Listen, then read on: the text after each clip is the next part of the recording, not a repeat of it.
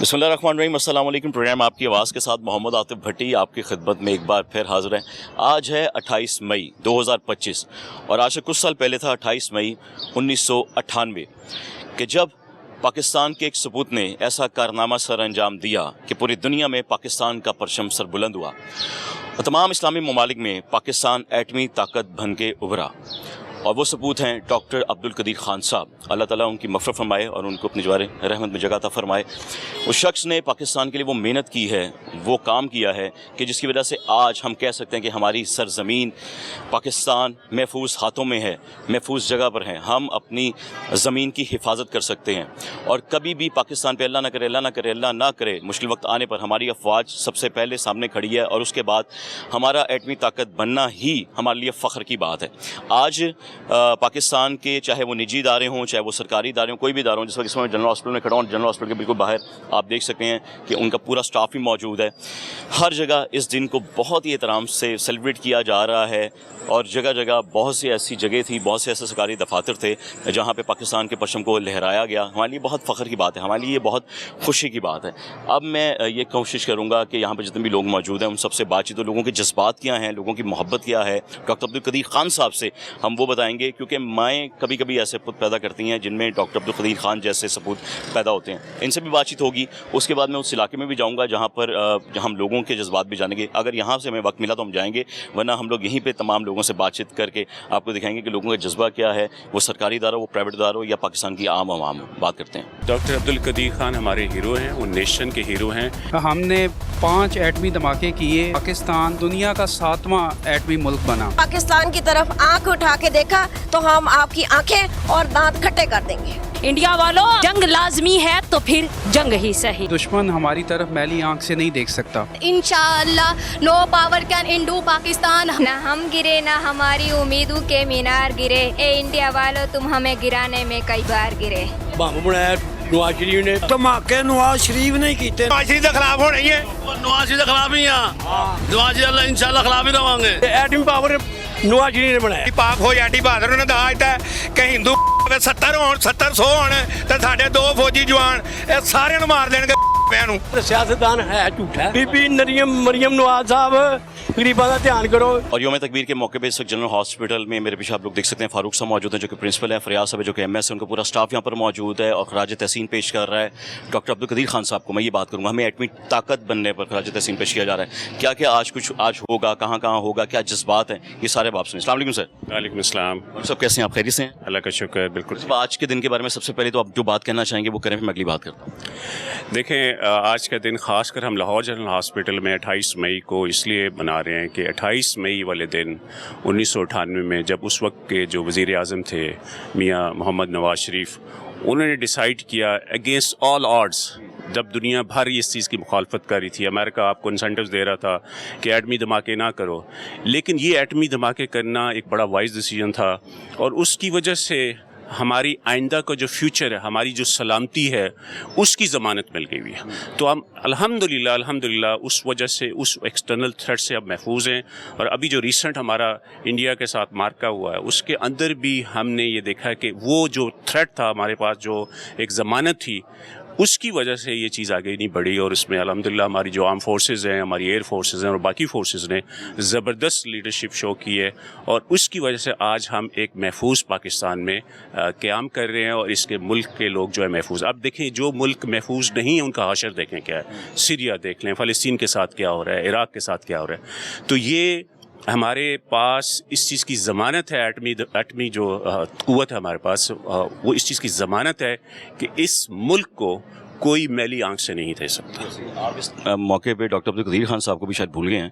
ये सारा कारनामा उनकी जानिब से सरंजाम पाया था, भुट्टो के ज़माने से काम शुरू हुआ था, फिर नवाज शरीफ के दौर में आके ये माया तकमील को पहुँचा। लेकिन खराज तहसीन किस तरह पेश करेंगे डॉक्टर अब्दुल कदीर खान साहब को? देखें, डॉक्टर अब्दुल कदीर खान हमारे हीरो हैं, वो नेशन के हीरो हैं, लेकिन उनके अलावा भी कितने बेशुमार ऐसे लोग हैं जो बिहाइंड द सीन है। जो सक्सेस जो है उसका एक वो आइसबर्ग के मानद होती है, जो ढेर सारे साइंटिस्ट और बाकी जो हमारे सामने नहीं आए, जिन लोगों لوگوں نے قربانیاں دی, جن لوگوں نے جیل کاٹی, جن لوگوں نے اپنی ساری عمر اس کام کے لیے صرف کر دی, وہ سارے کے سارے بشمول ڈاکٹر قدیر خان وہ ہمارے ہیروز ہیں, اور ہماری ساری قوم جو ہے ہمیشہ کے لیے ان کی احسان مند رہے گی. آپ نے کہا کہ اس وقت میں یہ سمجھتا ہوں کہ جب ہم ایٹمی طاقت بنانا, پوری دنیا کے منہ بند ہو گئے تھے. یہ ایک جنگ تھی بہت بڑی کہ ہم لوگوں نے ایٹمی طاقت بننا ہے, پاور بننا ہے, ہم بن گئے. آج کل بھی انڈیا پھر سے وہ حرکتیں کر رہا ہے کہ کبھی کبھی دھمکیاں آ جاتی ہیں. تو میں یہ سمجھتا ہوں یا میں سوچتا ہوں کہ آپ لوگ کہاں پہ کھڑے ہیں, آپ لوگ گورنمنٹ کے ساتھ, پاکستانی عوام کے ساتھ کہاں کھڑے ہیں, کیا تیاریاں ہیں, خدا نہ خاصہ ایسا پھر کوئی معاملہ پیش آتا ہے؟ دیکھیں, میں جس وقت یہ ہمارا انڈیا اور پاکستان کا سلسلہ چل رہا تھا, تو میں ہمارا موٹو تھا ہر وقت تیار. ٹھیک ہے, تو جو یہ فوج میں کہتے ہیں نا ہر دم تیار, ڈاکٹرز وہ واحد شعبہ ہے جس میں ہر دم تیار ہے. ہماری ایمرجنسی میں کوئی چھٹیاں نہیں ہیں, کسی کو کسی وقت بھی کوئی مسئلہ ہے, آپ کو دیکھیں کہ ہمارے ڈاکٹرز ان کی خدمت کے لیے تیار ہیں. تو ہمارا اور سولجرز کا ماٹو, تو ایک قسم کا ہم سولجرز ہی ہیں, اور اس ملک کی ہم سمجھ لیں سویلین سولجرز ہیں, بیکاز ہم شاید بارڈر سے پروٹیکٹ نہیں کر رہے, لیکن یہاں پہ جو ہماری قوم ہے اس کی خدمت کے لیے ہم ہر دم تیار ہیں. اور یہ جب جنگیں اور باقی چیزیں مسلط کی جاتی ہیں, میرا خیال ہے پاکستانی امن پسند شہری ہیں, امن پسند لوگ ہیں, ہمیشہ سے امن کو ہم نے ترجیح دی ہے. لیکن اگر ہمارے پہ کوئی مسلط کرے گا اس طرح کا تھریٹ, تو ہم ہر وقت ہر لحاظ سے اس کے لیے تیار ہیں, بشمول ڈاکٹرز جو کہ ایک سولجرز کا رول ادا کرتے ہیں, بیکاز وہ بھی ہر دم تیار ہیں اور اپنا سارا کچھ صرف کر دیتے ہیں لوگوں کی خدمت. ویسے سچویشن بنی ہوئی تھی وار کی, تب اس وقت آپ کی پوزیشن کیا تھی, آپ نے کیا کیا تیاریاں کر رکھی تھیں؟ آپ نے کہا تھا ہم ریڈی تھے, ان تیاریوں میں کیا تھا, ریڈی کیا تھے آپ؟ دیکھیں, میں ایک ٹراما کورس ہے اس کا کنٹری کورس ڈائریکٹر بھی ہوں. ہم نے سب سے پہلے ڈیزاسٹر مینجمنٹ کی ایک مینول تیار کیا ہوا تھا جو پہلے سے ہمارے پاس تھا, اور اس کے حساب سے ہمارے سارے کنٹینجنسی پلان جو ہے ایم ایس صاحب کی سپورٹ کے ساتھ اور ہمارے باقی اسٹاف جو ایمرجنسی کے, ہم نے وہ انشور کر دیے تھے. ان کی ایک ڈرائی ڈرلز بھی کر لی ہوئی تھی, اور ہمارے پاس کسی بھی ناگہانی صورتحال کو نبٹنے کی صلاحیت موجود تھی.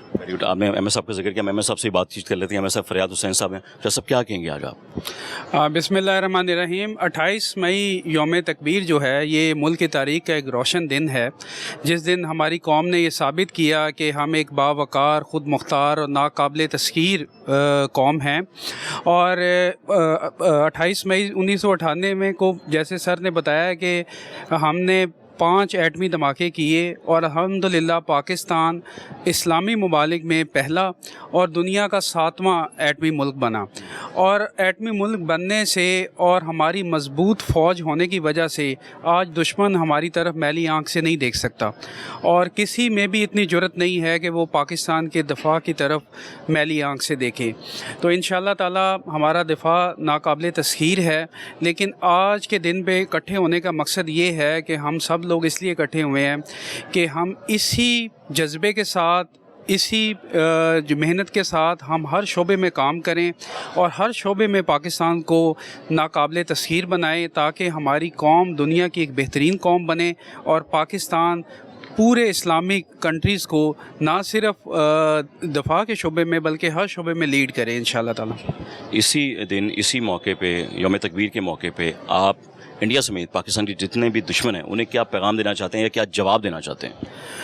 انڈیا کو تو بڑا مؤثر اور ان کی آنے والی نسلیں یاد رکھیں گی, ایسا جواب ان کو پہلے ہی مل چکا ہے. تو دوبارہ انشاءاللہ تعالیٰ وہ جرت نہیں کریں گے پاکستان کی جو بارڈرز ہیں ان کی طرف میلی آنکھ دیکھنے کی طرف.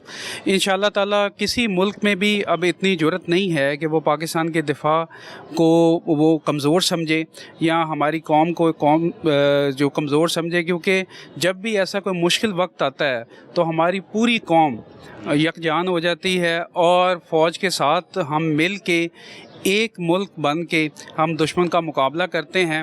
اور انڈیا نے اس کی پریکٹیکل ڈیمانسٹریشن دیکھ لی ہے, تو باقی ملکوں کو بھی عبرت حاصل ہو گئی ہے. اس لیے انشاءاللہ تعالیٰ اب پاکستان کے لیے بہت اچھے حالات ہو جائیں گے. پاکستان کی جتنی فورسز ہیں ان کے لیے آپ کیا کہنا چاہیں گے کہ آپ کس طرح کھڑے ہیں ان کے ساتھ؟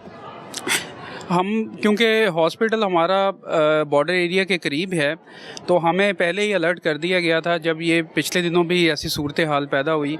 تو جیسے پرنسپل صاحب نے بتایا کہ ہم نے اپنا ایک کانٹیجنسی پلان تیار کر لیا تھا, ہمارا بلڈ بینک تیار تھا, ہمارے پاس دوائیاں جتنی تعداد میں چاہیے تھی اس سے زیادہ تھیں, سرجیکل ڈسپوزیبل ہمارے پاس تیار تھے, ہمارے پاس ٹیم ڈاکٹرز کی, پیرامیڈکس کی, اور لوگوں میں ایک جذبہ تھا اور ہر آدمی آگے ہو کے اپنے ملک کی خدمت کرنا چاہتا تھا. اور یہ جذبہ بہت کم ملکوں میں ہے، اور مجھے کسی کام میں کوئی دقت نہیں ہوئی، اور جیسا کام میں نے جس سے کہا اس نے آگے بڑھ کے وہ کیا. تو الحمدللہ ہماری تیاری کمپلیٹ تھی، اور دشمن ہمیں جس شعبے میں بھی آزمائے گا انشاءاللہ تعالیٰ اسے عبرت ناک شکست ہوگی. انشاءاللہ تعالیٰ ایسے ہوگا. ڈاکٹر صاحب کیا کہیں گے؟ جی میں 28 مئی کے حوالے سے کہوں گا کہ میں نواز شریف اور اس کی ٹیم کو سلوٹ کرتا ہوں کہ انہوں نے ایک بہت بڑا دلیرانہ اور جرأتمندانہ اقدام اٹھا کے پاکستان کا جو سر ہے وہ اونچا کیا، اور ان کی وجہ سے آج ہر بندہ پاکستان کو ایک قدر کی نظر سے دیکھتا ہے، کیونکہ اگر یہ ہم نہ کرتے تو ہر بندے نے ہمیں کمزور سمجھنا تھا، کیونکہ ہمارے پہ پریشر بہت زیادہ تھا.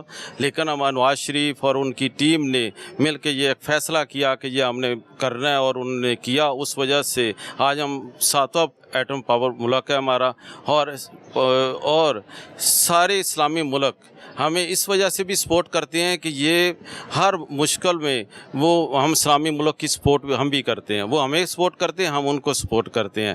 تو میں یہ کہوں گا کہ یہ قدم اٹھانے سے ہمارے جو ہیں بہت سے جو دوسرے جو لوگ تھے ان کی خدشات سی وہ ختم ہو گئی ہیں، اور ہم دلیری سے یہاں زندگی گزار سکتے ہیں. ڈاکٹر عبدالقدیر خان جیسا ثبوت کے بارے میں کیا کہیں گے؟ ایسی مائیں ایسے بچے بھی بہت کم پیدا کرتی ہیں.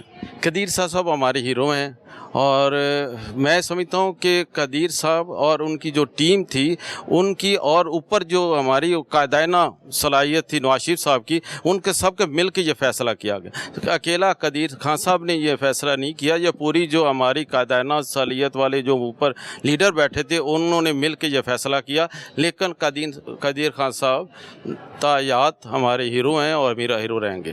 سینئر ڈاکٹر صاحب بھی موجود ہیں، ان سے بھی بات چیت کریں گے. میڈم کیسی ہیں آپ؟ بالکل ٹھیک ٹھاک الحمدللہ. کیا کہیں گے آج کے دن کے موقع پہ؟ میں صرف آج یہ بتانا چاہوں گی کہ پوری دنیا میں اس وقت 194 ملک ہیں، اور پاکستان اس وقت 7ویں نمبر پہ آتا ہے جو ایٹمی طاقت بنا. یہ ہمارے لیے بہت اعزاز کی بات ہے، اور آج پورے 27 سال ہو گئے ہیں ہم نے، پاکستان نے اپنا جو ہے ایٹمی طاقت کا جو پاور شو دیا تھا، اور ریسنٹلی ہم نے یہ پاور شو کو ریپیٹ کر کے اپنے دشمن ملک انڈیا کو بتا دیا ہے کہ اگر آپ نے پاکستان کی طرف آنکھ اٹھا کے دیکھا تو ہم آپ کی آنکھیں اور دانت کھٹے کر دیں گے. انشاءاللہ ایسے ہی ہوگا، کوئی شک نہیں. آپ کا جوش مجھے بہت اچھا لگا، آپ نے سب سے زیادہ کمال کر دی ہے میڈم. میں چاہتا ہوں آپ کا ایسے کرارا جواب نا انڈیا تک پہنچے گا. اور انشاءاللہ تعالیٰ یہ تو ہم ابھی پاکستانی، ہمیں اسلام نے اور ہمارے دین نے ہمیں کہا ہے کہ پیس میں رہنا ہے. آپ نے یہ جو ہے آگے بڑھ کے کبھی کسی کو جو ہے پہلا نمبر پہ آپ نے ان کو سلام کرنا ہے، لیکن اگر ہمیں سلام کی بجائے ہمیں آنکھیں دکھائی گئیں تو ہم ان کی آنکھیں جو ہے وہ توڑ کے دکھا دیں گے. نکال دیں گے انشاءاللہ میڈم. نکال دیں گے. آپ کیا کہیں گے میڈم؟ بسم اللہ الرحمن الرحیم. دشمنوں کے لیے ایک ہی پیغام ہے، ہم امن چاہتے ہیں مگر ظلم کے خلاف. اگر جنگ لازمی ہے تو پھر جنگ ہی صحیح. ظالم کا ساتھ دو تو ظلم کے ساتھ ہو، قاتل کو جو نہ ٹوکے وہ قاتل کے ساتھ ہے. ہم اٹھ کھڑے ہوئے ہیں، حق فتح یاب ہو، کہہ دو اسے جو لشکر قاتل کے ساتھ ہے. اس ڈنگ پر ہے دور تو یہ ڈنگ ہی صحیح. انڈیا والوں اگر جنگ ہی صحیح، اگر جنگ لازمی ہے تو پھر جنگ ہی صحیح.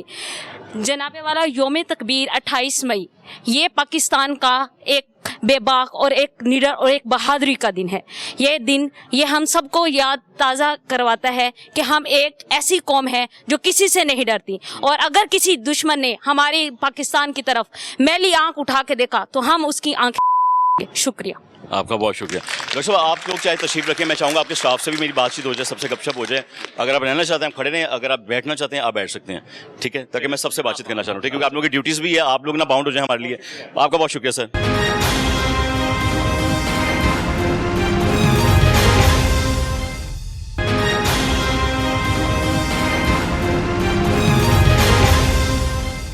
ڈاکٹر عبدالقدیر خان ہمارے ہیرو ہیں، وہ نیشن کے ہیرو ہیں. ہم نے 5 ایٹمی دھماکے کیے، پاکستان دنیا کا 7واں ایٹمی ملک بنا. پاکستان کی طرف آنکھ اٹھا کے دیکھا تو ہم آپ کی آنکھیں اور دانت کھٹے کر دیں گے. انڈیا والوں جنگ لازمی ہے تو پھر جنگ ہی صحیح. دشمن ہماری طرف میلی آنکھ سے نہیں دیکھ سکتا. انشاءاللہ نو پاور کین انڈو پاکستان. نہ ہم گرے نہ ہماری امیدوں کے مینار گرے. اے انڈیا والوں تم ہمیں گرانے میں کئی بار گرے.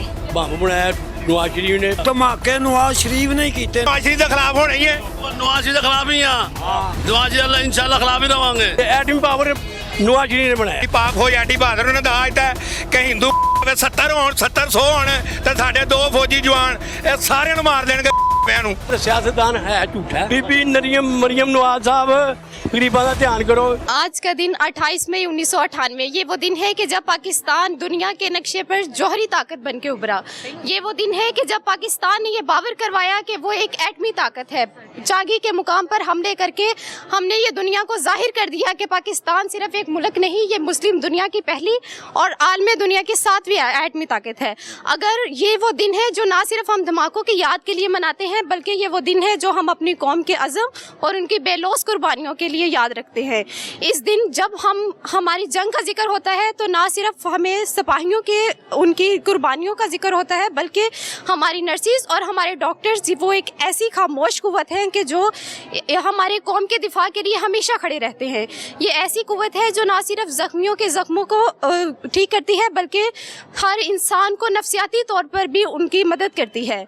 हम इस दिन की अज़मतों को हमेशा याद रखेंगे। ये है सरजमी हमारी और हम हैं इसके पासबान। बहुत खूबसूरत, बहुत खूबसूरत, बहुत कुछ शेर कहूँगी इस हवाले से।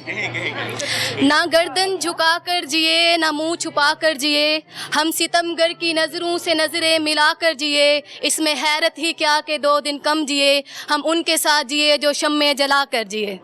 बहुत खूब। तकबीर के नारे हैं तेरे कोह दमन में, तकबीर के नारे हैं तेरे कोह दमन में, एक आग सी लग जाती है दुश्मन के चमन में। और अपने नौजवानों के हवाले से कहूँगी कि उस कौम को शमशीर की हाजत नहीं रहती, उस कौम को शमशीर की हाजत नहीं रहती, हो जिनके जवानों की खुदी सूरत फौलाद। ये दिन ना सिर्फ ये बावर कराता है कि हम एक एटमी ताकत बने। ताकत सिर्फ हथियारों का नाम नहीं है, ये इल्म, किरदार और यकीन मोहकम का नाम है। इस दिन को मैं ये पैगाम देना चाहूँगी, अगर हम सब एक साथ मिलकर काम करें तो कोई भी दुनिया की ताकत हमें दुनिया के नक्शे से नहीं मिटा सकती। क़ायद आज़म ने कहा था कि no power can undo Pakistan and इंशाअल्लाह no power can undo Pakistan. हमने दुनिया को बावर कराया कि हम अमन चाहते हैं। अगर हमें कोई ललकारे तो वो 6 सितंबर की रात हो या 7 मई की रात हो, हमारे जवान बॉर्डर पर सीना ताने खड़े दुश्मन के वार का जवाब देते हैं। खूने दिल देकर निखारेंगे रुखे बरगे गुलाब, खूने दिल देकर निखारेंगे रुखे बरगे गुलाब। हमने गुलशन के तहफ़्फ़ुज़ की कसम खाई है।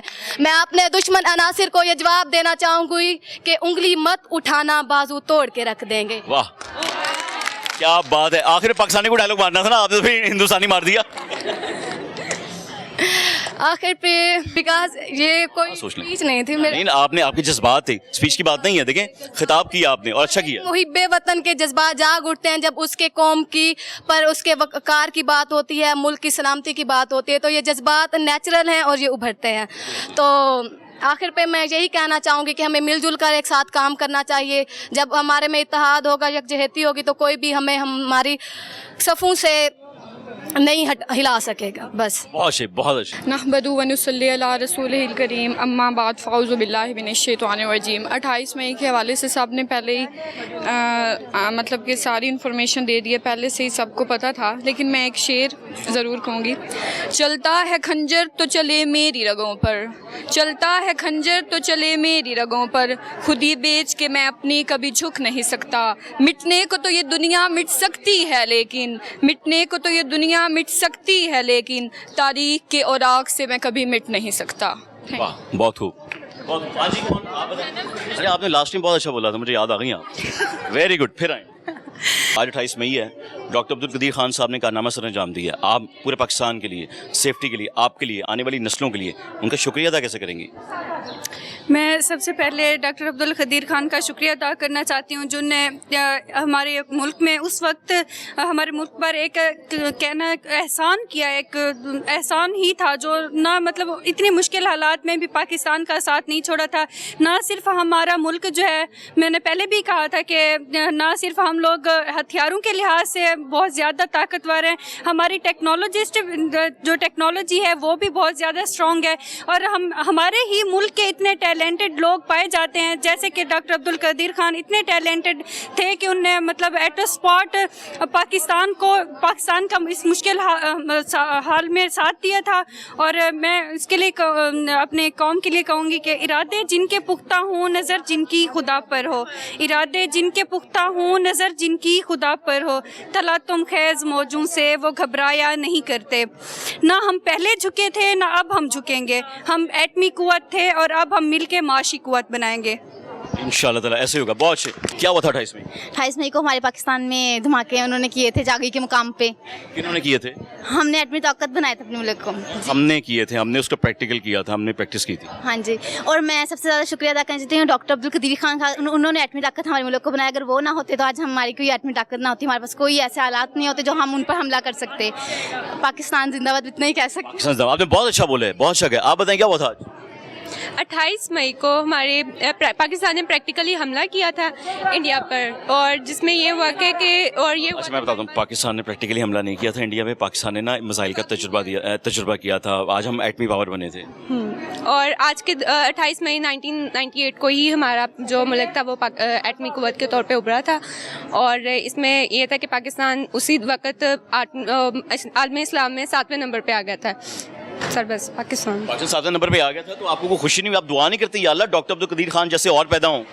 जी इंशाल्लाह। हमारे मुल्क में बहुत से ऐसे लोग हैं, बहुत से ऐसे इतने अच्छे और इतने वो अच्छे लोग हैं कि वो कर सकते हैं, इतनी नई टेक्नोलॉजीज़ को यूज़ कर सकते हैं। हमारी आर्मी बहुत अच्छी है, उन्होंने अभी भी 7 मई को इतना अच्छा। हमारी आर्मी, हमारी नेवी, हमारी एयरफोर्स, हमारी रेंजर्स, हमारी पुलिस, सारी हमारे इदारे हैं ना। मैं ये कहना चाहूँगी कि a great tribute to doctor Abdul Qadeer Khan and then our army, our doctors, our specially our nurses. They are main leaders in our borders, not in our in also on our ground. ठीक है, तो ऐसी बात नहीं है कि जो है वो सिर्फ वो भी बाहर बॉर्डर्स पे लड़े और हम जो है वो अंदर। बहुत अच्छा काम करे, बहुत अच्छा काम करे। आप जी, ना हम गिरे ना हमारी उम्मीदों के मीनार गिरे, ए इंडिया वालों तुम हमें गिराने में कई बार गिरे।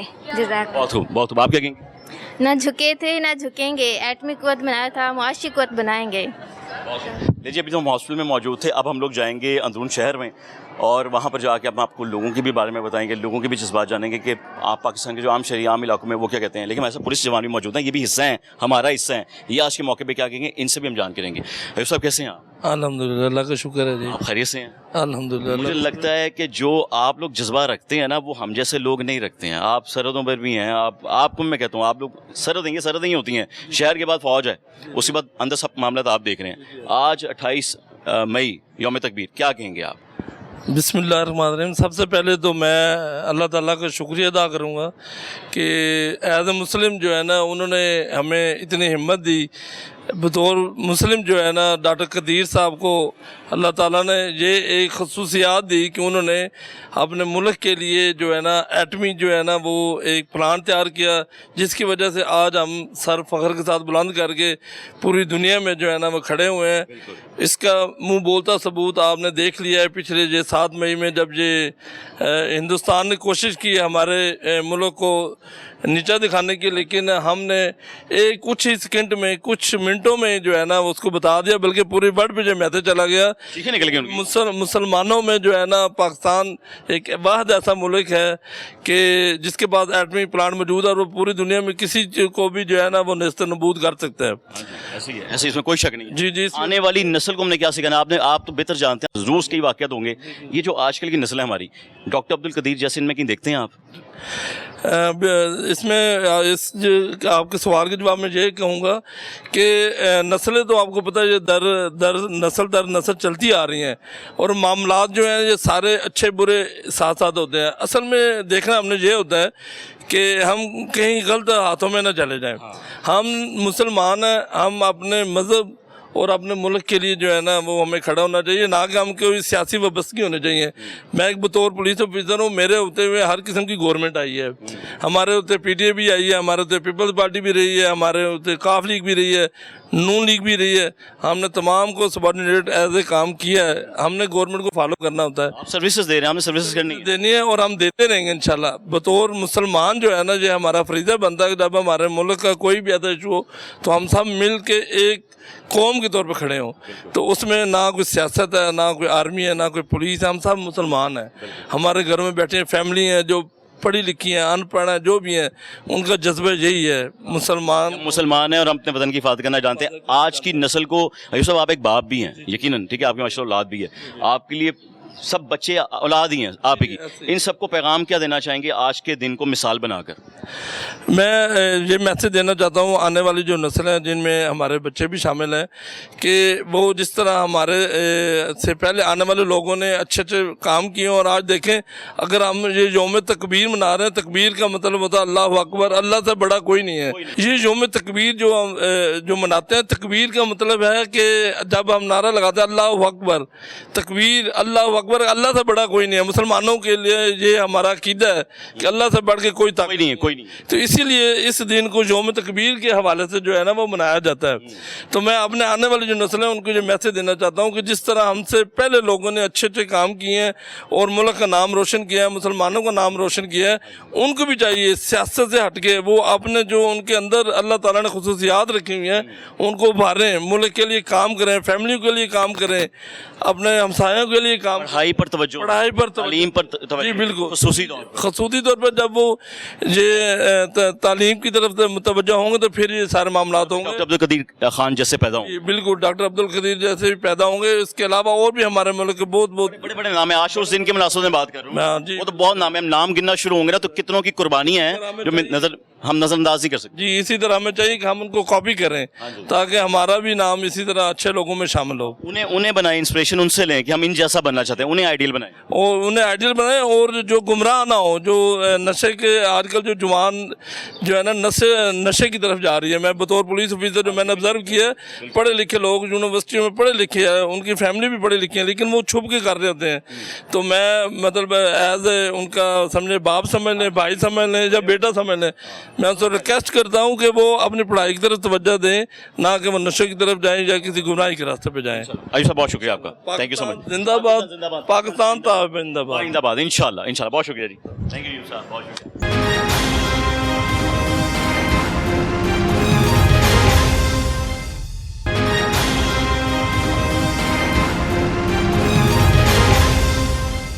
डॉक्टर अब्दुल कदीर खान हमारे हीरो हैं, वो नेशन के हीरो हैं। हमने 5 एटमी धमाके किए, पाकिस्तान दुनिया का 7वां एटमी मुल्क बना। पाकिस्तान की तरफ आंख उठा के देखा तो हम आपकी आंखें और दांत खट्टे कर देंगे। इंडिया वालों, जंग लाजमी है तो फिर जंग ही सही। दुश्मन हमारी तरफ मैली आंख से नहीं देख सकता। इंशाअल्लाह no power can undo Pakistan. ना हम गिरे ना हमारी उम्मीदों के मीनार गिरे, ए इंडिया वालों तुम हमें गिराने में कई बार गिरे। बम बनाया नवाज शरीफ ने, धमाके नवाज शरीफ ने कीते। नवाज शरीफ के खिलाफ होने ही है, नवाज शरीफ के खिलाफ ही हैं, नवाज शरीफ इंशाल्लाह खिलाफ ही रवांगे। एटमी पावर नवाज शरीफ ने बनाया। पाक हो जाटी बहादुर ने दाज दिता कि हिंदू 70 होण 70 100 होण ते साडे 2 फौजी जवान ਇਹ ਸਾਰਿਆਂ ਨੂੰ ਮਾਰ ਦੇਣਗੇ ਨੂੰ। सियासतदान है झूठा। बीबी मरियम नवाज साहब गरीबां का ध्यान करो। लो जी, हम लोग भाटी चौक में आ गए, अभी हमने प्रोग्राम शुरू करना था तो बहस पहले ही शुरू हो गई है। 28 मई दी मतलब क्यों तेरी याददाश्त खो जाती है, मतलब हैगी है। मुशर्रफ ने अंदर दिता सी ਉਹਨੂੰ नवाज ने याददाश्त खो गई है, तेरे मुंਡੇ ਕਹਿੰਦੇ ਤੇਰੀ याददाश्त खो गई है। ਮੁੰਡੇ ਨਹੀਂ ਕਹਿੰਦੇ ਯਾਦ ਉਹ ਕਹਿੰਦੇ ਨੇ ਧੋਣੇ ਤੁਹਾਨੂੰ ਕੋਈ ਗੱਲ ਕਰੀਏ ਤੁਹਾਨੂੰ ਯਾਦ ਹੀ ਨਹੀਂ ਆਇਆ। ਹੋਇਆ ਕੀ ਸੀ? ਪੁੱਛ ਲਓ ਅੱਜ ਹੋਇਆ ਕੀ ਸੀ? ਓਏ ਅੱਜ ਨਵਾਜ਼ ਸ਼ਰੀਫ ਨੇ ਧਮਾਕੇ ਕੀਤੇ ਸੀ, 5 ਬੜੇ ਡਾਲਰ ਮਿਲਦੇ ਪਏ ਸੀ, ਕਰੋੜਾਂ ਡਾਲਰ। ਉਹਨੇ ਕਹਿੰਦੀ ਮੈਂ ਆਪਣੇ ਮੁਲਕ ਦਾ ਨਾਮ ਉੱਚਾ ਕਰਾਂਗਾ, ਪਾਕਿਸਤਾਨ ਦਾ ਹੀ ਨਾਮ ਹੈ। ਉਹਨੇ 5 ਧਮਾਕੇ ਕੀਤੇ, ਇਹਨਾਂ ਨੂੰ ਕੀ ਪਤਾ ਹੋਵੇ?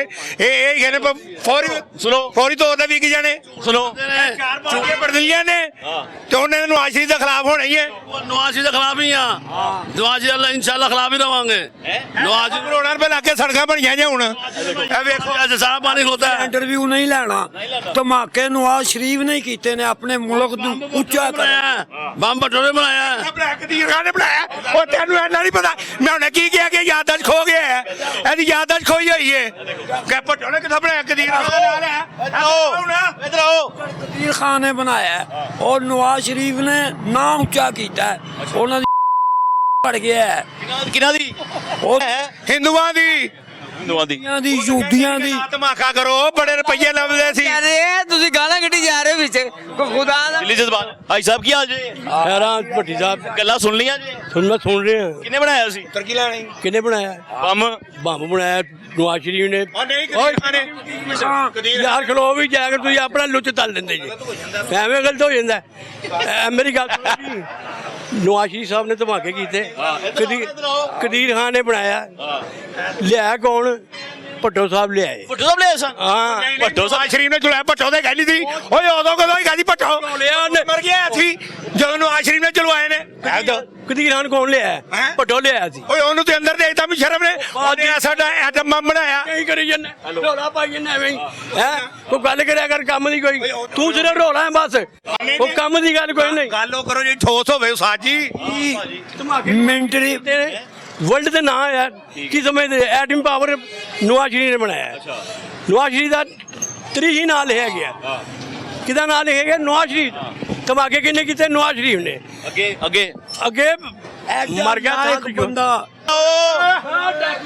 ਦੂਰੋਂ ਤੁਹਾਨੂੰ ਨਾਰਾ ਲਾ ਕੇ ਤੇ ਚੋਰ ਹੋ ਸੀ ਸਾਰੇ ਦੱਸੋ ਭੱਟ ਸਾਹਿਬ ਤੁਹਾਨੂੰ ਉਹ ਆਪ ਖਾਂਦੇ ਹੋ ਜਿੱਥੇ ਚਾਹੋ 500 ਹੀ ਇਹਨੂੰ ਖਰੀਦ ਲਵੋ ਉਹ ਇਹ ਪਹਿਲਾਂ ਬਣਾਇਆ ਤਾਂ ਰੋਲਾ ਮੁਕਾਣਾ ਉਹ ਕਹਿੰਦੇ ਪਏ ਤੁਸੀਂ ਕੁਝ ਹੋਰ ਨਾ ਲੈ ਰਹੇ ਹੋ ਕੋਈ ਹੋਰ ਨਾ ਲਈ ਜਾ ਰਹੇ ਨੇ ਓਏ ਉਹਨਾਂ ਨਹੀਂ ਪਤਾ ਕਿ ਕਿੰਨੇ ਚਲਾਏ ਨੇ ਜਦੋਂ ਪਹਿਲੇ ਜੰਮਿਆ ਹੈ ਦੇਖੋ ਨਾ ਜਿਵੇਂ ਹੁਣ ਨਵਾਜ਼ ਸ਼ਰੀਫ ਦਾ ਨਾਂ ਹੈ ਹੁਣ ਸਾਡੇ ਜਨਰਲ ਸਾਹਿਬ ਦਾ ਨਾਂ ਰਹਿਣਾ ਇਹ ਹਿੰਦੂਆਂ ਨੂੰ ਮਾਰਿਆ ਇਹ ਹੁਣ ਸਾਡੇ ਜਨਰਲ ਸਾਹਿਬ ਦਾ ਨਾਂ ਰਹਿਣਾ ਰਹਿ ਦੁਨੀਆ ਤੇ ਸੁਨਹਿਰੀ ਹਰਫਾਂ ਵੇਖੋ ਉਹਨਾਂ ਨੂੰ ਉਹਦਾ ਵੀ ਮਿਲ ਗਿਆ ਔਰ ਵੱਧ ਜਿਸਲੇ ਚਾਹ ਜੋ ਮਰਜ਼ੀ ਕਰ ਦੇਣ ਇਹ ਕੰਮ ਹੈ ਇਹ ਤੇ ਅਗਲਾ ਕੰਮ ਕੀ ਪਤਾ ਕਦੀਰ ਖਾਨ ਸਾਨੂੰ ਐਟਮ ਬੰਬ ਦੇ ਗਿਆ ਦੁਨੀਆ ਦੇ ਦੱਸ ਗਿਆ ਕਿ ਐਟਮੀ ਧਮਾਕੇ ਵਾਲੇ ਖਜੇ ਇਹਨਾਂ ਕੋ ਬਚ ਕੇ ਰਹਿਣਾ ਸਾਡੀ ਫੌਜ ਨੇ ਦੇਖ ਲੋ ਕੰਮ ਕੀਤਾ ਕਦੀਰ ਖਾਨ ਬਣਾ ਗਿਆ ਕਈ ਕਦੀਰ ਖਾਨ ਕੌਣ ਕਦੀਰ ਖਾਨ ਆਪਣੇ ਥੱਲੇ ਵੀ ਉਹ ਕਈ ਬਣਾ ਗਿਆ ਜ਼ਿੰਦਾਬਾਦ ਕੀ ਸਮਝੇ ਜੀ ਕੀ ਬਣਾਇਆ ਤੁਸੀਂ ਕਿਹਾ ਬੁੱਢੋ ਦੇ ਦੌਰ 'ਚ ਸ਼ੁਰੂ ਹੋਇਆ ਭੱਟੋ ਦੇ ਅੰਦਰ ਸੀ ਤੂੰ ਜੰਮਿਆ ਵੀ ਨਹੀਂ ਦਾ ਤੂੰ ਗੱਲ ਪਿਆ ਕਰਨਾ ਮੈਂ ਭੱਟੋ ਦੇ ਨਾਲ ਬਾਹਰ ਕਿਉਂ ਨਹੀਂ ਚਿਰ ਜੰਮਿਆ ਨਹੀਂ ਨਾ ਤੂੰ ਇੰਨਾ ਹੈ ਮੈਂ ਸਾਰੀ ਹੋਸ਼ ਹੈ ਐਵੇਂ ਗੱਲਾਂ ਕਰਨਾ ਠੋਟ ਮਾਰੀ ਜੰਨਾ 57 ਸਾਲ ਮੇਰੀ ਉਮਰ ਹੋ ਗਈ ਹੈ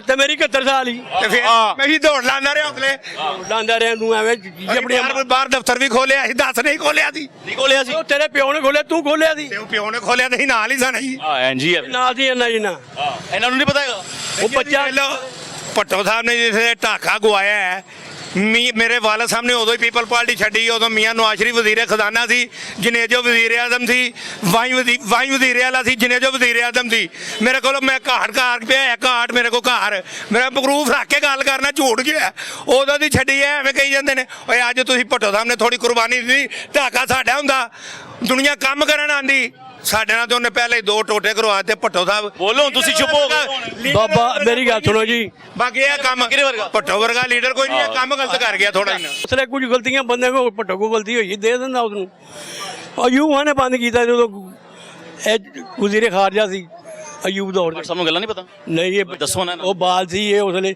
ਇਹਨੂੰ ਕੀ ਪਤਾ ਹੋਵੇ ਇਹਨੂੰ ਪਤਾ ਹੈ ਅੱਛਾ ਸੁਣੋ ਇੱਧਰ ਗਵਰਨਰ ਜਨਰਲ ਰੱਖ ਲੈਂਦਾ ਉਹਨੂੰ ਤੇ ਵੰਡ ਦਿੱਲੀ ਤੱਕ ਸਾਡੇ ਕੋਲ ਸੀ ਬਾਬੇ ਉਹਨਾਂ ਨੇ ਨਹੀਂ ਮੰਨਿਆ ਉਹ ਮਕਾਰ ਸੀ ਹਿੰਦੂ ਉਹਨੇ ਰੱਖ ਲਿਆ ਨਾਲ ਉਹਨੇ ਸਾਡੇ 'ਚ ਢਾਕਾ ਪਾ ਦਿੱਤਾ 71 ਦੇ ਵਿੱਚ ਜੰਗ ਹੋਈ ਜੰਗ ਅਸੀਂ ਜਿੱਤਦੇ ਸਪਲਾਈ ਲਾਈਨ ਮਗਰੋਂ ਬੰਦ ਹੋ ਗਈ ਢਾਕਾ ਸਾਡੇ ਕੋਲ ਘੁਸ ਗਿਆ ਸਮਝ ਇਹ ਵਜ੍ਹਾ ਸੀ ਹਕੀਕਤ ਗੱਲ ਹੈ ਸਾਡਾ ਜਰਨਲ ਜ਼ਿੰਦਾਬਾਦ ਹੁਣ ਵੀ ਚਾਹੁੰਦਾ ਦਿੱਲੀ ਹੁਣ ਵੀ ਲੈ ਸਕਦਾ ਸੀ ਉਹਨੇ ਕਿਹਾ ਹਿੰਦੂਆਂ ਨੂੰ ਪਰਾਂ ਹੀ ਰਹਿਣ ਦਿਓ ਉਹ ਤੇ ਜਿਸਲੇ ਚਾਹੇ ਖੋ ਲਵੇ ਸਾਡਾ ਪਾਕਿਸਤਾਨ ਸਾਡੀ ਪਾਕ ਫੌਜ ਆਡੀ ਬਹਾਦਰ ਉਹਨੇ ਦੱਸ ਦਿੱਤਾ ਕਿ ਹਿੰਦੂ 70 ਹੋਣ 700 ਹੋਣ ਤੇ ਸਾਡੇ 2 ਫੌਜੀ ਜਵਾਨ ਇਹ ਸਾਰਿਆਂ ਨੂੰ ਮਾਰ ਦੇਣਗੇ ਨੂੰ ਧੱਪਾ ਮਾਰ ਕੇ ਅੱਲਾ ਦੀ ਰਹਿਮਤ ਨਾਲ ਉਹਨਾਂ ਨੂੰ ਪਤਾ ਲੱਗ ਗਿਆ ਕਿ ਸਾਡਾ ਜਰਨਲ ਜ਼ਿੰਦਾਬਾਦ ਉਹਦਾ ਵੀ ਸੁਨਹਿਰੀ ਹਰਫਾਂ ਨਾਲ ਨਾਂ ਲਿਖਿਆ ਜਾਣਾ ਸਾਡੇ ਪਾਕ ਫੌਜੀ ਦਾ ਵੀ ਇਨਸ਼ਾਅੱਲਾ ਕਹਿ ਰਹੇ ਹੋ ਉਹ ਸਾਡੇ ਇਹ ਫੌਜੀ ਨਾ ਦਿੱਲੀ ਜਿਸਲੇ ਚਾਹਨ ਇੰਜ ਕਰਕੇ ਧੱਪਾ ਮਾਰਨ ਖੋਲ ਲੈਣ ਹਾਂਜੀ ਸਾਬਤ ਨਹੀਂ ਹੋਇਆ ਤੁਹਾਨੂੰ ਹੋਇਆ ਗੁਜਰਾਤ ਉਹਨਾਂ ਦੇ ਡੀਪੂਆਂ ਨੂੰ ਤਬਾਹ ਕਰ ਦਿੱਤਾ ਮੋਦੀ ਕੀ ਹੈ ਮੋਦੀ ਇੱਧਰ ਹੁਣ ਸਾਰੀ ਉਮਰ ਮੂੰਹ ਨਹੀਂ ਕਰੇਗਾ ਪਾਕਿਸਤਾਨ ਨਾਲ ਨਵਾਜ਼ ਸ਼ਰੀਫ ਦੇ ਨਾਲ ਜੀ ਉਹ ਮਰੀਮ ਨਵਾਜ਼ ਕਹਿੰਦੀ ਗਰੀਬ ਨਹੀਂ ਰਹਿਣ ਦਿਆਂਗੇ ਉਹ ਕੀ ਵਜ੍ਹਾ ਉਹ ਗਰੀਬ ਕਿਉਂ ਨਹੀਂ ਰਹਿਣ ਦੇਣਾ ਸੀ ਤੇ ਥਾਂ ਤੇ ਕਬਜ਼ੇ ਕੀਤੇ ਮੈਂ ਵੀ ਨੇ ਕਿਹੜੇ ਕਬਜ਼ੇ ਕੀਤੇ ਨੇ ਕਿੱਕ ਮਾਰੀ ਦੀ ਜਿੱਥੇ ਮਰਜ਼ੀ ਚਲੇ ਜਾਈਦਾ, ਜਿੱਥੇ ਮਰਜ਼ੀ ਜਾ ਕੇ ਸੌਦਾ ਤੋਲ ਕੇ ਦੇ ਦੇਈਦਾ। ਕਹਿੰਦੀ ਗਰੀਬ ਨਹੀਂ ਰਹਿਣ ਦੇ, ਗਰੀਬ ਮਾਰਨ ਦੀ ਕਿ ਗਰੀਬ ਰਹਿਣ ਨਹੀਂ ਦੇਗੀ। ਉਹ ਨਹੀਂ ਓਏ ਉਹ ਤਰਸ ਖਾ ਰਹੀ ਹੈ, ਕਹਿੰਦੀ ਗਰੀਬਾਂ ਨੂੰ ਜਗ੍ਹਾ ਦੇ। ਗੱਲ ਜਿਹੜੀ ਹੈ ਨਾ, ਇੱਕ ਅਸੂਲ ਦੇਖਿਆ ਜਾਏ ਤਾਂ ਬਿਲਕੁਲ ਠੀਕ ਕਰ ਰਹੀ ਹੈ। ਸਿਰਫ ਗਰੀਬਾਂ ਨੂੰ ਨਾ ਛੇੜਿਆ ਗਿਆ, ਜਿੰਨਾ ਹੀ ਰੇੜੀਆਂ ਇਹਨਾਂ ਦੇ ਵਰੇ 9 ਬੱਚੇ 10 ਨੇ ਰੋਟੀ ਖਾਣ ਵਾਲੇ, ਉਹਨਾਂ ਨੇ ਕਿੱਥੇ ਵਿਚਾਰਿਆਂ ਨੇ ਰੋਟੀ ਕਮਾਣਗੇ। ਤੇ ਬਦਮਾਵਾਂ ਲੈਣ ਦੀ, ਹਜ਼ਾਰਾਂ ਦੇ ਬਦਮਾਵਾਂ ਲੈਣ ਦੀ ਦੁਨੀਆ ਕੋਲੋਂ, ਤੇ ਮੁਲਕ ਕਿਵੇਂ ਉਹਨੇ ਖੁਸ਼ਹਾਲ ਕਰਨਾ ਜੀ। ਮੈਂ ਕਹਿ ਤੇ ਰਿਹਾ ਕਈ ਕਹੇ ਰੇੜੀ ਫਰੋਸ਼ਾਂ ਨੇ ਛੇੜੇ, ਇਹ ਜਿਹੜੇ ਬਗੈਰ ਜਿਨ੍ਹਾਂ ਨੇ ਕਬਜ਼ੇ ਕੀਤੇ ਹੋਏ ਨੇ ਉਹ ਤਾਂ ਜਾਇਜ਼ ਉਹਨਾਂ ਨੂੰ ਢਾਵੇ, ਜਿਨ੍ਹਾਂ ਨੇ ਮਰਲੇ ਉਹਨੇ ਜਿੰਨੇ ਦੇ ਗਰੀਬ। ਮੈਂ ਹੁਣ ਛੋਲੇ ਲਾਏ ਨੇ, ਇਹ ਮੈਂ ਕਮਾਵਾਂਗਾ ਤੇ ਬੱਚਿਆਂ ਨੂੰ ਖਵਾਉਣਾ। ਸਭ ਨੇ ਵੀ ਕੀਤਾ ਕਬਜ਼ਾ। ਮੈਂ ਟਮਾਟਰ ਲਾਏ ਨੇ ਰੇੜੀ ਦੇ ਉੱਤੇ, ਹੁਣ ਪਰਸੋਂ ਟਮਾਟਰ ਮੇਰੇ ਭਰਾ ਰੇੜੀ ਫੜੀ ਹੈ, ਉਹ ਭੰਨ ਦਿੱਤੀ ਹੈ, ਟੋਂਡਾ ਹੱਥ 'ਚ ਫੜਾ ਦਿੱਤਾ ਹੈ, ਠੀਕ ਹੈ। ਹੁਣ 4 ਜੀ ਘਰ ਦੇ ਖਾਣ ਵਾਲੇ ਨੇ, ਇਕੱਲਾ ਕਮਾਉਂਦਾ ਹੈ, ਉਹ ਕਿਵੇਂ ਕਮਾਵੇ ਹੁਣ? ਦੱਸੋ। ਉਹ ਤਾਂ ਕੰਮ ਹੈ, ਉਹ ਮਰੀਮ ਸਾਹਿਬਾ ਦਾ ਕੰਮ ਹੈ ਨਾ ਕਿ ਤੂੰ ਕਹਿੰਦੀ ਮੈਂ ਗਰੀਬ ਨੂੰ ਤੋਹਫਾ ਦੇਣਾ। ਮੈਂ ਕਹਿ ਰਿਹਾ ਕਿ ਉਹਦਾ ਕੰਮ ਹੈ ਗਰੀਬ ਨੂੰ ਤੋਹਫਾ ਦੇਣਾ। ਗਰੀਬ ਨੂੰ ਮਾਰਨ ਦੀ ਹੈ।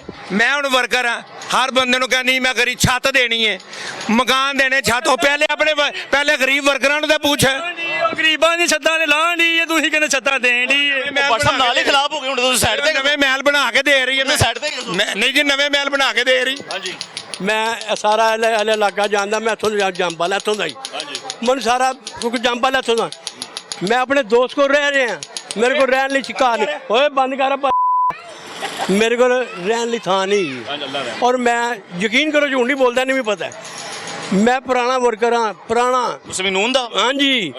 ਤੇ ਮੈਨੂੰ ਅੱਜ ਤੱਕ ਮੇਰੀ ਕੋਈ ਜਾਤ ਫਰਿਆਦ ਨਹੀਂ। ਉਹ ਜਿਹੜੀ ਆਪਣੀ ਛੱਤ, ਆਪਣਾ ਘਰ ਮਿਲ ਰਿਹਾ, ਲੋਨ ਮਿਲ ਰਿਹਾ, ਤੁਸੀਂ ਲਿਆ ਕਿਉਂ ਨਹੀਂ? ਮੈਨੂੰ ਨਹੀਂ। 3 ਮਰਲੇ ਦੇ ਘਰ, ਉਹਦੀਆਂ ਕਿੰਨੀਆਂ ਸ਼ਰਾਰਤਾਂ ਨੇ। ਬੁੱਢੀ ਦਾ ਸ਼ਨਾਖਤੀ ਕਾਰਡ, ਫਲਾਣੇ ਦਾ ਸ਼ਨਾਖਤੀ ਕਾਰਡ, ਫਲਾਣੇ ਦਾ ਸ਼ਨਾਖਤੀ ਕਾਰਡ, ਇਹ ਪ੍ਰੂਫ। ਮੇਰੇ ਘਰ ਡਿੱਗੇ ਨੂੰ ਕੁਝ ਨਹੀਂ ਨਾ 35 ਸਾਲ ਹੋ ਗਏ ਨੇ।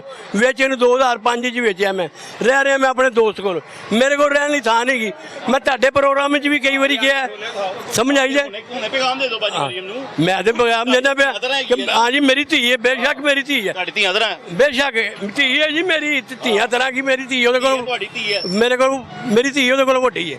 ਅੱਛਾ, ਹਾਂਜੀ, ਤੁਹਾਡੀ ਧੀ ਹੋਈ। ਤੇ ਮੇਰਾ ਕਹਿਣ ਦਾ ਮਤਲਬ ਧਿਆਨ ਕਰੋ ਵਰਕਰਾਂ ਦਾ। ਅਸੀਂ ਬੁੱਢੇ ਲੋਕ ਆ, ਲੜਨੇ ਮਰਨੇ ਅਸੀਂ ਆ ਤੁਹਾਡੇ ਲਈ। ਬਿਲਕੁਲ ਲੜਦੇ ਪਏ ਨੇ ਤੁਹਾਡੇ ਨਾਲ ਲਈ, ਉਹਨਾਂ ਲਈ। ਪੂਰੀ ਪੀਟੀਆਈ ਨਾਲ ਇਕੱਲੇ ਨੇ ਮੁਤੱਕਾ ਲਿੱਤਾ। ਪਾਰਟੀ 'ਚ ਕੋਈ ਐਸਾ ਬੰਦਾ ਨਹੀਂ ਕਿ ਜਿਹੜਾ ਪੀਟੀਆਈ ਨਾਲ ਮੁਤੱਕਾ ਲਵੇ। ਮੈਂ ਖੁੱਲ੍ਹ ਕੇ ਐਲਾਨ ਕਰਨਾ, ਇੱਥੇ ਤਾਂ ਕੋਈ ਗਾਲ ਕੱਢੇ ਤਾਂ ਸੁਣ ਲੈਂਦੇ ਨੇ। ਅਸੀਂ ਗਾਲ ਨਹੀਂ ਬਰਦਾਸ਼ਤ ਕਰਦੇ ਕਿ ਮੇਰੇ ਕਾਇਦ ਨੂੰ ਕੋਈ ਗਾਲ ਕੱਢੇ। ਅਸੀਂ ਤੇ ਮੈਂ ਇੰਝ ਲੜਿਆ। ਤੇ ਹੁਣ ਤੁਸੀਂ ਕਾਇਦ ਦੀ ਬੇਟੀ ਦੇ ਖਿਲਾਫ ਹੀ ਗੱਲਾਂ ਕਰੀ ਜਾ ਰਹੇ ਹੋ। ਮੈਂ ਉਹ ਗਰੀਬ, ਮੈਂ ਛੱਤ ਦੀ ਗੱਲ ਕੀਤੀ, ਉਹ ਨਹੀਂ ਕੀਤੀ ਕਿ ਉਹਨੂੰ ਚਾਹੀਦਾ ਪਹਿਲੇ ਆਪਣੇ ਵਰਕਰਾਂ ਨੂੰ ਦੇਖਣਾ। ਭਈ ਮਿਲਨੇ ਮਕਾਨ ਕਿਹਨੂੰ ਮਿਲਦੇ ਪਏ ਨੇ? ਐਮਪੀਏ ਦੇ ਕੋਈ ਰਿਸ਼ਤੇਦਾਰ ਨੇ, ਕੋਈ ਉਹਨਾਂ ਨੂੰ ਮਿਲਣਾ। ਸਾਡੇ ਵਰਗੇ ਛੋਲੇ ਵੇਚਣੇ, ਉਹਨਾਂ ਨੂੰ ਕਿੱਥੋਂ ਦੇਣਾ? ਅਸੀਂ ਸਿਰਫ ਲੜਨ ਜੋਗੇ ਹਾਂ ਕਿ ਆਓ ਬਈ ਲੜੀਏ ਜਿੱਥੇ ਕਿਤੇ ਤੂੰ ਮਾਰੇ ਦੇ ਲੜਦੇ। ਓਏ ਉਹਨਾਂ ਨੇ ਕਿਥੋਂ ਘਰੋਂ ਨਹੀਂ ਨਿਕਲਦੇ। ਜੀ ਮਰੀਮ ਨੂੰ ਕਹੋ ਛੱਤਾਂ ਲਾਵੇ ਨਾ, ਛੱਤਾਂ ਦਵੇ। ਇਹ ਛੱਤਾਂ ਗਰੀਬਾਂ ਦੀਆਂ ਲਾਉਣ ਦੀ ਏ। ਹਰ ਮਾਰੇ ਬੰਦੇ ਦੀ ਗਰੀਬ ਦੀ ਰੇੜੀ ਫੜਦੀ ਤੇ ਭੰਨ ਦਿੰਦੀ ਏ। ਇਹ ਕਿੱਧਰ ਦਾ ਕਾਨੂੰਨ? ਛੱਤ ਮਿਲੀ ਹੋਈ ਹੈ, ਜਿਸਲੇ ਦਿਲ ਕਰਦਾ ਬਾਰੀ ਪੈਂਦਾ ਰੇੜੀ 'ਚ ਥੱਲੇ ਵੜ ਜਾਂਦਾ। ਦੇਖੋ ਕਿੱਡੀ ਛੱਤ। ਉਹ ਰੇੜੀ ਭੰਨ ਦਿਖਾਏ ਆ ਮਾਰੀ, ਰੇੜੀ ਦਿਖਾਏ ਟਮਾਟਰ ਵਾਲੀ ਹੋਈ। ਬਈ ਦੇਖੋ ਛੱਤ ਬਾਰੀ ਪੈਂਦੀ, ਛੱਤ ਥੱਲੇ ਵੜ ਜਾਂਦਾ। ਕਿਤੋਂ ਮੀਂਹ ਪੈਣੇ ਇਹਦੇ ਤੇ? ਦੱਸੋ ਇਹਨਾਂ ਨੂੰ ਪੁੱਛੋ ਨਾ। ਓਏ ਇਹਨਾਂ ਦੇ ਕਾਇਦ ਨੇ, ਇਹਨਾਂ ਦੇ ਕਾਇਦ ਦੀ ਬੇਟੀ ਹੈ। ਇਹ ਤੇ ਬਾਜ਼ਾਰ ਦੀ ਛੱਤ ਹੈਗੀ ਹੈ, ਜਿਹੜੀ ਉਹਨੇ ਆਪ ਛੱਤ ਦੇਣੀ, ਉਹ ਛੱਤਾਂ ਤੇ ਲਾਈ ਜਾਣ ਦੀ ਏ। ਅਸੀਂ ਕੋਸ਼ਿਸ਼ ਕਰਾਂਗੇ ਤੇ ਮਿਲੇਗੀ ਨਾ। ਪਤਾ ਕੀ ਹੱਕਦਾਰ ਨੂੰ ਹੱਕ ਦੇਣਾ ਚਾਹੀਦਾ, ਗਰੀਬ ਦਾ ਧਿਆਨ ਕਰਨ। ਮਹਿੰਗਾਈ ਦਾ ਗੌਰ ਕੀਤਾ ਨਾ, ਮਹਿੰਗਾਈ ਕਾਫੀ ਥੱਲੇ ਆਈ ਹੈ। ਮਹਿੰਗਾਈ ਆਈ ਹੈ, ਸਾਰਾ ਕੁਝ ਥੱਲੇ ਆਇਆ। ਕੋਈ ਨਹੀਂ ਆਈ ਥੱਲੇ, ਸਗੋਂ ਵਧੀ। 100 ਦਾ 3 ਕਿਲੋ ਪਿਆਜ਼, ਕੁਝ 300 ਕਿਲੋ ਮੇਨ ਚੀਜ਼ਾਂ ਨੇ। ਉਹ ਭਾਈ ਮੇਨ ਚੀਜ਼ਾਂ ਵੇਖੋ ਨਾ, ਘਿਓ, ਚੀਨੀ, ਦਾਲਾਂ, ਵੇਖੋ ਨਾ। ਗਲਤ ਗੱਲ ਨਾ ਕਰੋ, ਗਲਤ ਗੱਲ ਨਾ ਕਰੋ। ਅਸੀਂ ਉਹਨਾਂ ਦੀ ਕਬਰ 'ਚ ਨਹੀਂ ਪੈਣਾ, ਜਾਂ ਉਹਨਾਂ ਨੇ ਸਾਡੀ ਕਬਰ 'ਚ ਨਹੀਂ ਪੈਣਾ ਹੈਗਾ। ਉਧਰ ਪੁੱਛ ਕਿੰਨੇ ਦਾ ਤੋੜਾ ਜੀ? 1400 ਦਾ। ਉਧਰ ਪੁੱਛ। ਚੀਜ਼ਾਂ ਵੇ ਨਾ, ਘਿਓ ਵੇ, ਉਹ ਦੂਸਰੀਆਂ ਚੀਜ਼ਾਂ ਵੇ, ਬਿਜਲੀ ਵੇ। ਕੀ ਕਰਦੇ? ਗਲਤ ਗੱਲ ਨਾ ਕਰੋ। ਆਵਾਮ ਦਾ ਸੋਚੋ, ਮਾੜੇ ਬੰਦੇ ਦਾ ਸੋਚੋ। ਇਹ ਕੁਝ ਨਹੀਂ ਲੱਗਦੇ ਹੈਗੇ ਸਾਡੇ, ਇਹ ਕੁਝ ਨਹੀਂ ਲੱਗਦੇ। ਸਮਝ ਆਈ ਨਾ? ਮਾਰ ਕੇ ਅਸੀਂ ਰੱਬ ਨੂੰ ਜਵਾਬ ਦੇਣਾ, ਇਹਨਾਂ ਨੂੰ ਨਹੀਂ ਦੇਣਾ। ਕਿੰਨੇ ਕੀਤੀ ਸੀ ਮਹਿੰਗਾਈ ਦਾ? ਨਾਲ ਲਿਆ ਕਿੰਨੇ ਕੀਤੀ ਸੀ? ਉਹਨਾਂ ਨੇ ਰਲ ਕੇ ਕੀਤੀ ਨਾ ਸਾਰੇ ਹੀ। ਰਲ ਕੇ ਕੀਤੀ। ਓਏ ਇਸ ਦਾ ਕਿੰਨੇ ਕੀਤਾ ਸੀ? ਇਹ ਦੱਸ ਪਹਿਲੇ। ਓਏ ਅਸੀਂ ਕਿਸੇ ਨਹੀਂ, ਅਸੀਂ ਆਪਣਾ ਸੋਚਣਾ। ਗਰੀਬ ਬੰਦੇ ਅਸੀਂ ਆਪਣਾ ਸੋਚਣਾ। ਛੋਲੇ ਵੇਚ ਰਹੇ 40 ਸਾਲ ਬਾਅਦ ਵੀ, ਫਿਰ ਵੀ ਘਰ ਨਹੀਂ ਮਿਲਿਆ ਉਹਨਾਂ ਨੂੰ। 40 ਸਾਲ ਬਾਅਦ ਵੀ ਮਜ਼ਦੂਰੀ ਕਰਨ ਡਿਆ ਵਾ। ਮੈਂ ਇਹਦੇ ਤੇ 342 ਦੇ ਪ੍ਰੋਗਰਾਮ ਹੋਇਆ, ਇੱਕ ਕੁੜੀ ਨੇ। ਅੱਛਾ, ਮੈਂ ਆਵਾਜ਼ ਦਿੱਤੀ ਕਿ ਕਿਰਾਏ ਦਾ ਮਕਾਨ, ਕਿਰਾਏ ਦੀ ਦੁਕਾਨ, 20 ਦੀ ਰੋਟੀ, 30 ਦਾ ਨਾਨ। ਕੁਝ ਦਿਨਾਂ ਬਾਅਦ ਨਾਨ 15 ਦਾ ਹੋਇਆ, 15 ਦਾ ਨਾਨ ਹੋਇਆ ਨਾ 20 ਦਾ, ਤੇ ਰੋਟੀ ਹੋਈ 12 ਦੀ। ਗਰੀਬ ਦਾ ਆਸਤਾ ਆਸਤਾ ਹੀ ਹੈ ਨਾ, ਧਿਆਨ ਕਰ ਲੈਣ। ਪੈਟਰੋਲ ਥੱਲੇ ਆਇਆ, ਕਾਫੀ ਚੀਜ਼ਾਂ ਥੱਲੇ ਆਈਆਂ ਨੇ। ਹੁਣ ਅਲਾਦੀਨ ਦਾ ਚਿਰਾਗ ਤੇ ਉਹਨਾਂ ਕੋਲ ਨਹੀਂ ਹੈ ਕਿ ਸਾਰਾ ਕੁਝ ਇੱਕਦਮ ਥੱਲੇ ਆ ਜਾਵੇ। ਉਹ ਬਜ਼ੁਰਗੋ ਰਲ ਮਿਲ ਕੇ ਇਹਨਾਂ ਸਾਰਿਆਂ ਨੇ ਮਹਿੰਗਾਈ ਕੀਤੀ, ਪੀਸੇ ਅਸੀਂ ਤੁਸੀਂ ਗਏ ਆ। ਗੱਲ ਨੂੰ ਇਹ ਚੀਜ਼ ਨੂੰ ਸਮਝੋ ਜਨਾਬ। ਓਏ ਚੁੱਪ ਓਏ, ਇਹ ਝੂਠ ਨਾ ਬੋਲੇ।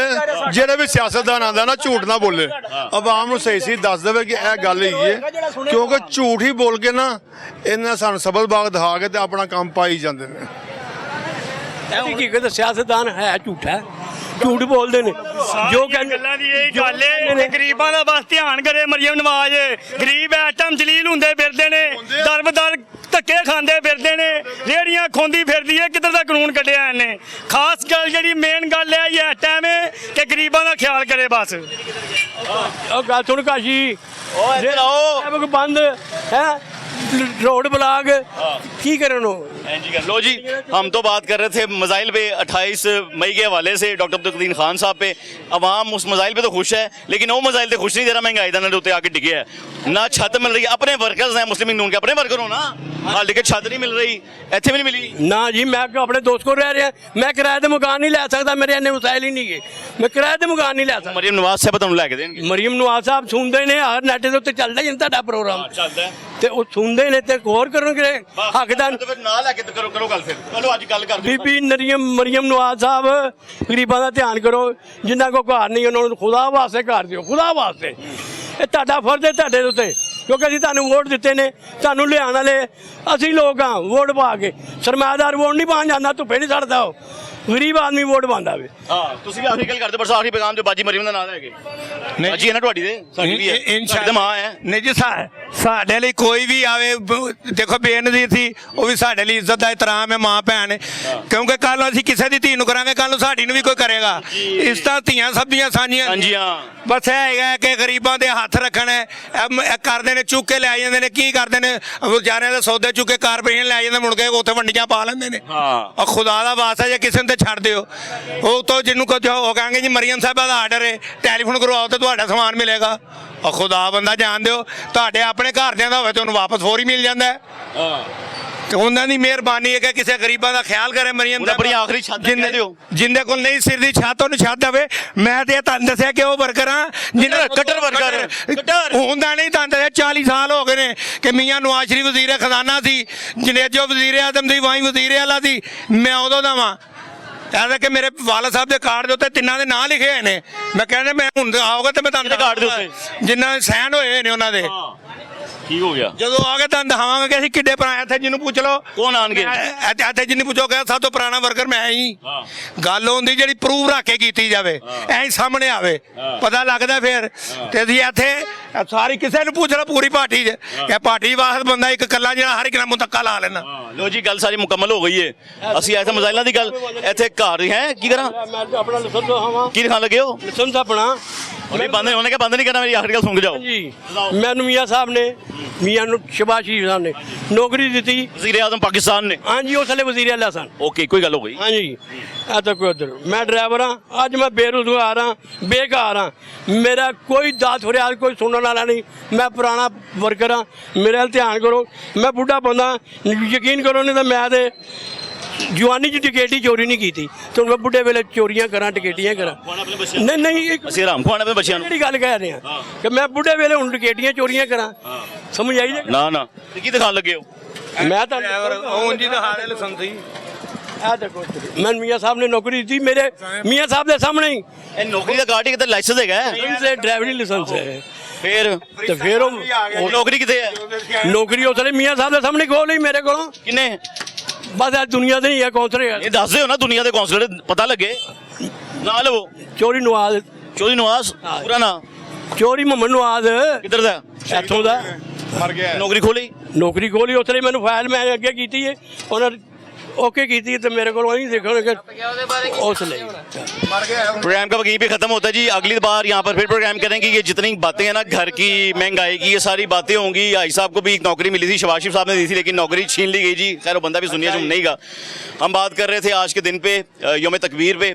آخر میں یہی کہنا چاہوں گا کہ سلام ہے ڈاکٹر عبدالقدیر خان صاحب کو، اور آنے والی نسلوں میں ایسے ہی پیدا ہوں تاکہ پاکستان ہمیشہ سلامت رہے، پاکستان ہمیشہ محفوظ رہے، پاکستان ہمیشہ مضبوط رہے۔ پروگرام کا یہیں بھی ختم ہوتا ہے، اگلے پروگرام تک اپنے میزبان محمد عاطف بھٹی ٹیم آپ کی آواز کو اجازت دیجیے، دعا میں یاد رکھیے گا، اللہ حافظ۔